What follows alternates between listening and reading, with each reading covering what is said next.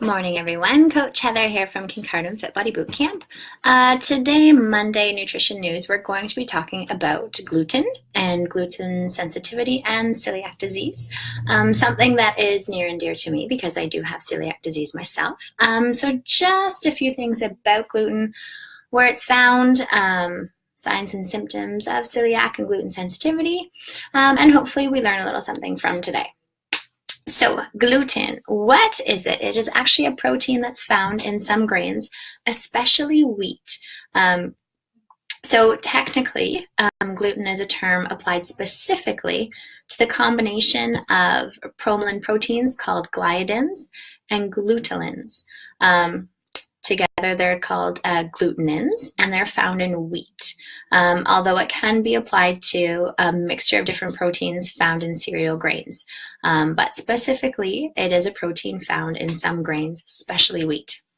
So when we're talking about grains, which ones are actually going to contain gluten? So gluten is found in wheat, barley, bulgur, rye, spelt, kamut, triticale, semolina, pumpernickel, and farro. Oats is on there as well for the reason that the proportion of individuals with gluten sensitivity that are also sensitive to the storage proteins in oats is less than 1%. However, some of us out there who are gluten sensitive or do have celiac, oats are also an issue there as well. So oats make the list as well. Can vary from person to person. However, you do have to be mindful of that as well. So when you're wondering what is left in terms of grains that are technically gluten-free that do not contain those proteins, we're looking for rice, and that's any variety of rice. So if you do have somebody who has a gluten sensitivity or who does have celiac, rice is completely fine. And any variety of it. Also buckwheat, teff, amaranth, quinoa, corn, hominy, and millet. Those are all technically gluten-free as well. The only thing you have to be mindful of, and so if you are preparing food or cooking for somebody who does have a sensitivity or an allergy, the only thing we have to be mindful of is to talk to the person, because sometimes the body gets a little confused, and even though it is not a grain that contains gluten, sometimes the body has a hard time discerning which is which. So for some people, corn can also give them some allergic symptoms as well, or some sensitivity symptoms, as well as quinoa, just because it is very grain-like in the composition and the make of it. So just depending on how the person is with different grains, it's always best to check. But if you're just looking for gluten-free foods as a diet choice, then those are your ones that do not contain gluten then. So gluten, what does it do? It adds elasticity to dough. It makes bagels and breads chewy, pizza dough stretchy, and pasta noodles elastic so that they can be pulled through the pasta press without breaking when they're made. So that's why we use it, and that's why it's in so many of our foods.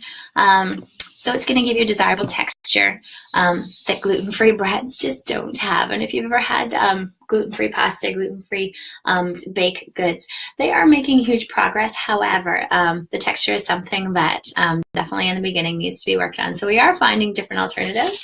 But that is why gluten is always an ingredient of choice, just because it does add a few things to our food that we do enjoy.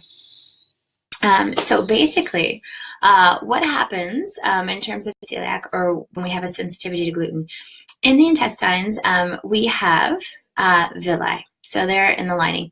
And if you remember from your high school biology classes, they're little fingers that look like this.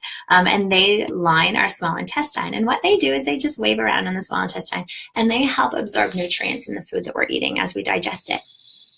So what happens, specifically, I can use myself as an example. So when I get glutened, is the term that we use in our house, my little villi start to collapse. And so if they are not up there waving, I'm not going to be able to absorb the nutrients in my food that I'm consuming.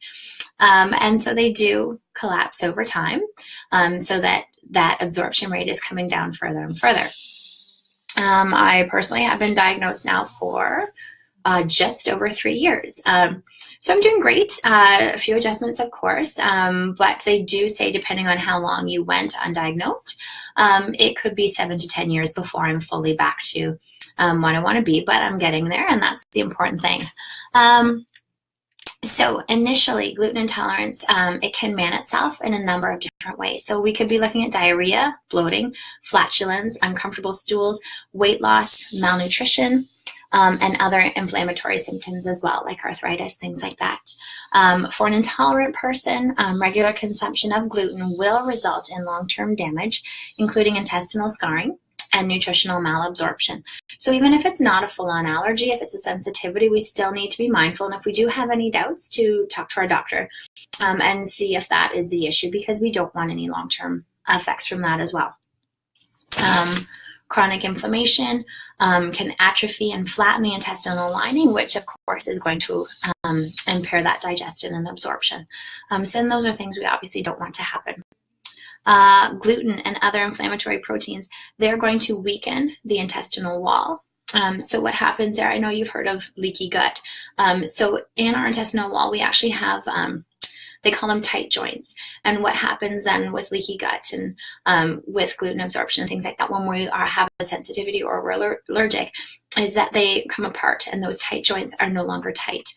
So then we get proteins that are going to permeate the wall of the intestine then. So when the intestinal lining is compromised, more food antigens can cross that barrier and enter the bloodstream because we don't have those tight joints anymore. Other pathogens get into general circulation. This is going to cause the body to produce more antibodies, attempting to fight those antigens that are now in our bodies. It can also mean that depending on the pathogen itself, the body may be more susceptible to harmful microorganisms and unwanted invaders. So that is a little background of what actually happens within the body when we're consuming gluten, and we shouldn't be. So how do you know if you have a sensitivity or if you are possibly celiac? For me personally, there are literally hundreds of symptoms. And that's why maybe in the past it was so difficult to diagnose and identify, just because there are several things. But I'm going to list a few of the key ones here. Because the processes can trigger widespread effects throughout the body, it can often be very challenging to diagnose a gluten intolerance right away. Digestive upset is one of the most common and obvious symptoms.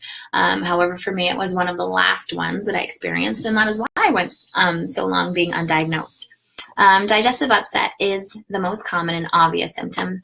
So that can include gastric reflux, heartburn, bloating, gas, abdominal pain, constipation, and or diarrhea. In addition to these other symptoms, they could be related to what you've eaten, or they could be an insensitivity or an allergy. So because we understand gluten intolerance as a wide-ranging systemic inflammatory response, there is a broad range of symptoms as well. So these can include weight loss or weight gain, nutritional deficiencies due to the malabsorption, particularly in women, and with myself, it was low iron. So look for nutritional deficiencies, fat in the stools, and that's going to be because, again, of that absorption. We don't have our little villi up there absorbing things as we eat them. So when the body isn't absorbing fat that we've digested, it is going to be present in the stool. Aching joints. So I know I mentioned arthritis before, but also aching of the joints, depression, anxiety, irritability, other behavioral changes, quite common that we would not associate with gluten, sensitivity or allergy, but definitely a lot of mood changes can be present. Depression, irritability, anxiety, as I mentioned. Eczema, skin rashes, also a symptom of an insensitivity or an allergy. Headaches, chronic fatigue, and low energy. Infertility, irregular menstrual cycles or miscarriages, cramps, tingling, numbness. A lot of that is often due to low B12 rates, so the malabsorption of B12. But other things to be mindful of as well is the tingling, the numbness, the cramps. slow infant and child growth. So something that if your kids maybe aren't growing at the rate that you think they should be, something to check out. Decline in dental health as well. So problems with your teeth, unfortunately, will also come with it. Asthma and other allergies are other signs. And then food cravings, especially for baked goods and sweets, are all signs that you could have a gluten sensitivity or allergy. You could be celiac like myself. So as you can see there was quite a wide variety of symptoms there. So, and that's why sometimes it's very hard to diagnose. So feel free to talk to your doctor, to your nutritionalist, whoever it is that you're dealing with, but see if that's a possibility, and do not be so quick to dismiss those signs and symptoms, because it could be something in the bigger picture that we can prevent, and preferably the sooner the better, right? So where do we find this commonly? Most prevalent among people of white European descent. So in North America, we usually find about 1 in 133 people are actually diagnosed with celiac disease. And that is the full allergy. Cannot tolerate it at all, not even in small amounts. When I first got diagnosed, of course, it was, meeting with this person, meeting with that person. And the one dietitian that I met with told me visually, just to help me understand the amount of gluten that takes to actually cause somebody to be glutened, to have a reaction. If you take a piece of bread and rip it up into 355 pieces, one is enough to cause an allergic reaction on somebody. Of course, we're all different. Different things are going to affect us differently. Some people are a little bit more along that spectrum of sensitive versus allergy. But just in general, that's a little shocking, and that's just how little it can take to have an effect on somebody.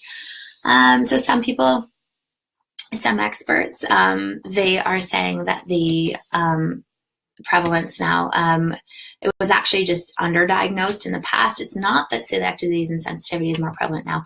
There are some experts that feel that it simply went undiagnosed in the past, partially just because of awareness, but also because of the agricultural revolution. Concentrated amounts of milled grains weren't as prevalent as they are nowadays. Even with only 1% of North Americans having celiac disease or sensitivity where they would need to eat gluten-free, marketers estimate that 15 to 25% of consumers now are looking for gluten-free foods as options. This is likely because of the gluten peptides. They're linked to other health concerns, like the pathogenesis of autism and multiple sclerosis. Now, I'm not saying that gluten causes these things. I'm just saying that that is things that are getting looked into. So those with autism may have abnormal intestinal permeability, resulting in the absorption of gluten peptides. So the efficacy of gluten-free diet for reducing autism is limited based on the current evidence. I do personally know some people who have children, on the spectrum, and they are trying. Of the 3 that I know, 2 have had great success with their kids being on a gluten-free diet. I'm not saying it's right or wrong. I'm just trying to raise awareness to let people know that there are different thoughts, different ideas out there. And this one I found interesting too. It's been hypothesized that gluten can be addictive. And in the Food Addicts Anonymous, they list wheat and they put it in the same category as sugar and flour. So I thought that was pretty interesting too, to see that, we always just say carbs, I love my carbs, I love my carbs. But, there is some evidence out there, and they're tracking to see, is it actually addictive? So I thought that was kind of neat. A few things I wanted to touch on very quickly that we just don't think about. Myself, again, being celiac, there are a lot of things out there. And at first, when I was diagnosed, I focused so much on the food, just on the food, because I thought that, it was just what I was putting in my body. But there are a lot of things too that I don't want to say hidden. It's not that they're purposely hiding. It's just that there's more awareness now. And it's fantastic with food labeling. But things like food starches, MSG, emulsifiers. Soy sauce was one that I never even thought to question, but yes, I do have to buy gluten-free soy sauce now because there is gluten in soy sauce. Medications and supplements. I have to be very mindful. We talked about absorption and malabsorption, and especially in iron in women. So I take an iron supplement regularly. I have to be very mindful and very choosy because most will have gluten in them. Most medications, most supplements do have gluten in them. So I have to be very mindful. Of course, processed foods I have to be mindful of as well, just because gluten, wheat, things that will help to preserve the food are often added. So I just have to be mindful of that too, and anyone with a sensitivity or an allergy. And also lotions, shampoos, lipsticks, makeup, anything like that. I've been gluten by toothpaste before, and just little things that you don't think of. So that's about it today, guys. I just wanted to talk briefly about what gluten was, how it can affect the body, and just to hopefully raise awareness so that if you or somebody you know thinks that they may have a sensitivity or an allergy, to please go to your doctor and have that checked out, because it is definitely something that can have long-term effects. And because these signs and symptoms are so wide-ranging, that it's just something that we don't want to just brush aside. If you have one symptom here and one symptom there, and that was the case with me. I would have something here and then it would go away. I'd have something there. So just be mindful of the wide variety of signs and symptoms, and to make sure that we're doing everything we can to make sure that we are healthy and living the best we can. In the gym here, guys, we are closed on Monday for Thanksgiving Monday. We are going to be down in Victoria Park, 9 o'clock for our turkey burner workout. So if you're a member here and you're coming, fantastic. You are more than welcome to bring those family and friends. If you're watching this and you're not a current member and you're interested in coming, give us a call. We can hook you up. We will be down in Victoria Park starting at 9 o'clock on the 9th of October. So have a fantastic week, guys, and I will see you next Monday. All right, take care. Bye-bye.